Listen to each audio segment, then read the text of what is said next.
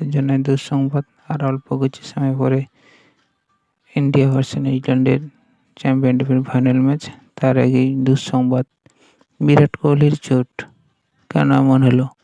কী করে হলো? বিরাট কোহলি না থাকলে ম্যাচের ইন্ডিয়া দলের কী পরিস্থিতি হবে? বিরাট কোহলি প্র্যাকটিসের সময় তার ডান হাঁটুতে চোট হয়। এই মুহূর্তে সবাই চিন্তায় আছে যে ফাইনাল আগে বিরাট কোহলির চোট কেন এমন হলো? কী করে চোট হলো? প্র্যাকটিস করতে গিয়ে প্র্যাকটিসের বল এসে হাঁটুতে লাগে।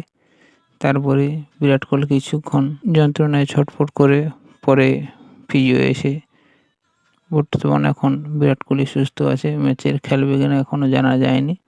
বিরাট কোহলি না খেলে তার পরবর্তীতে কে খেলবে সেটা এখন সংশয়। পুরো ভারতবাসীর এখন চিন্তায় যে ফাইনাল ম্যাচের আগে বিরাটের চোট।